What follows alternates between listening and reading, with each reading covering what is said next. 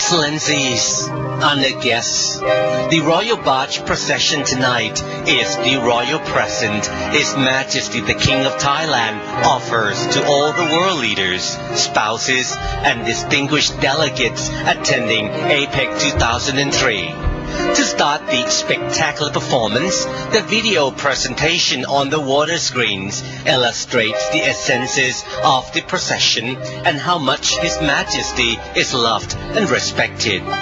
Please now enjoy the show.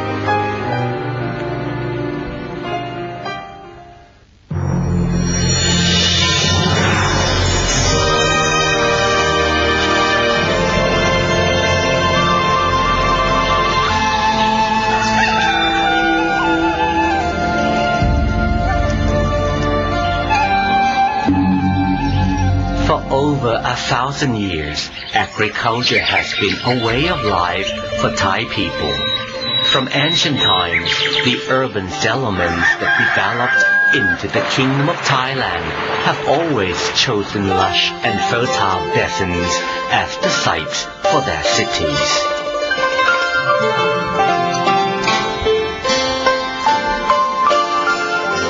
The Thai way of life has always been waterbound, and Thais have always held the river in high regard as a nurturer and giver of life. It is as if the river were the mother of life. Traditions and customs abound that have grown up and flourished along the riverbank. These include the Loi Krathong ceremony, where the people who depend on the river express their gratitude to the river goddess and offer their apologies for any transgressions or inadvertent offenses.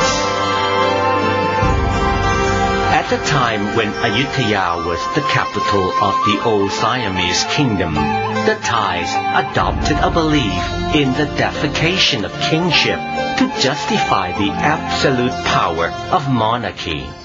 This involved the assertion that their king was the incarnation of the god Narai, who had divided himself in order to descend from heaven to earth to eradicate the people's hardships, ease their woes, and ensure their well-being.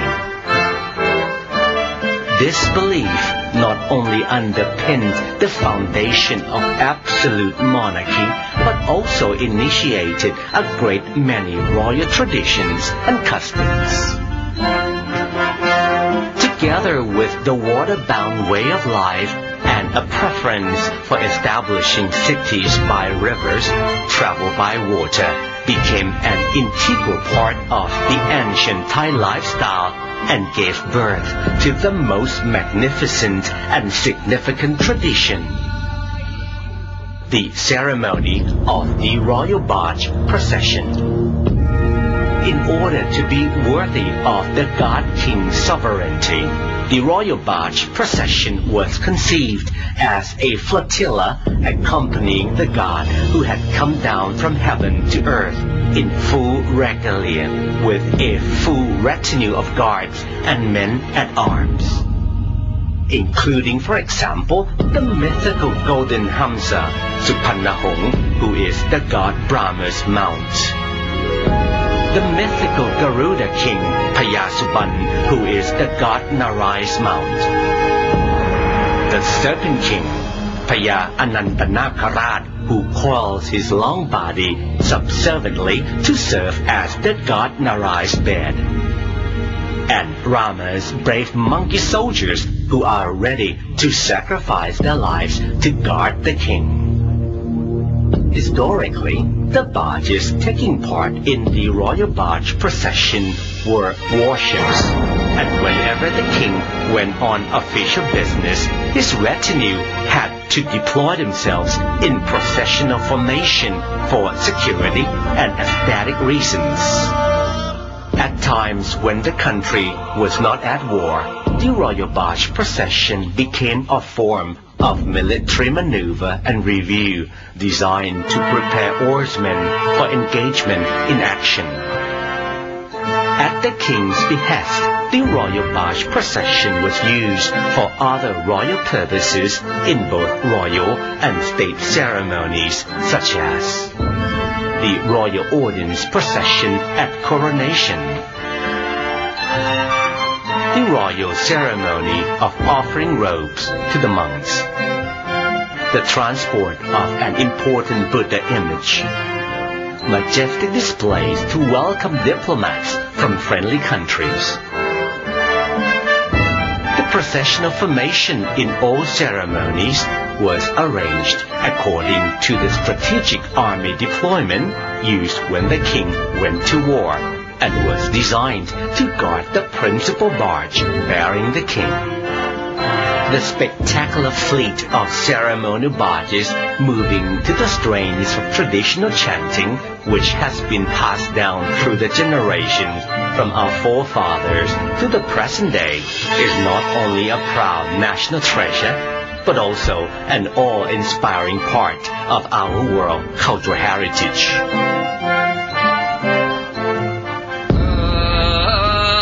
The magnificence of the royal barges, which were conceived in faith and transformed into consummate artistic creations, was the result of exquisite craftsmanship and expertise in many fields.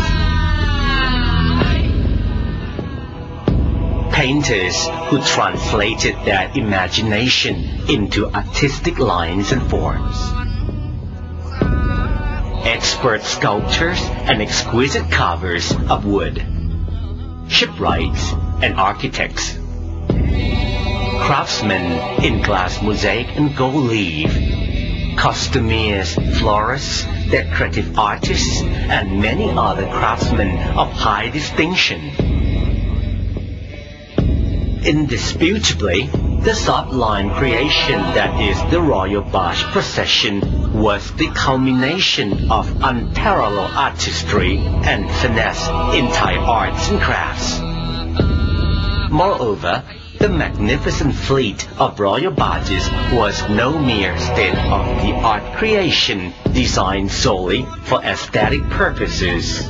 It also had a functional purpose, with the barge's mission to float in the orderly and exact formation of a squadron of tens to 100 warships, as demanded by the occasion in former times.